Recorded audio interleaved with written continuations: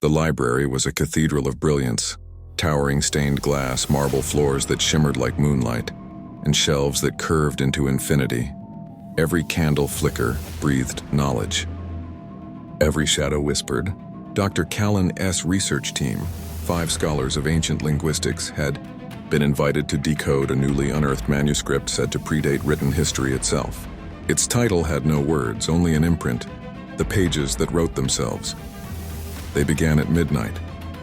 The ink shimmered when touched, rearranging itself with each glance. Dr. Lyra noticed first. Sentences she hadn't written were appearing in her notes, describing her thoughts before she had them. "Someone's transcribing us," she whispered.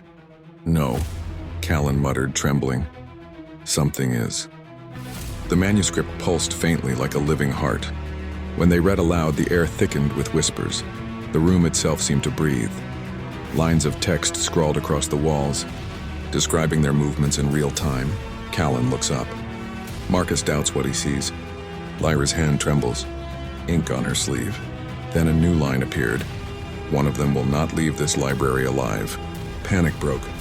They scrambled for the exits, but the grand doors had sealed themselves with words burned into the wood. "Stay until the ending is written." Marcus ripped a page from the manuscript, and the ceiling cracked like thunder. The torn page bled ink snaking across the floor to his feet. He screamed as letters climbed his skin, writing his story across his body. When the ink dried, he was gone, replaced by a new page inside the book. Lyra fell to her knees. "It's feeding on us. It doesn't need authors, it needs subjects." Callan, shaking, picked up a quill. "If it wants a story, maybe we can finish it before it finishes us." He began writing, his own words defying the living script.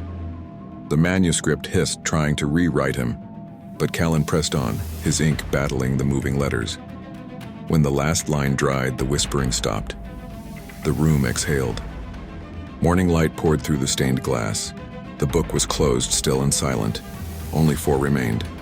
Colin was gone, but in the manuscript's final line, Lyra read, "He wrote himself free." She smiled through tears. The library's shadows faded. The story had ended, or perhaps begun again in another hand. When life tries to write your story for you, pick up the pen. Even if your hands shake,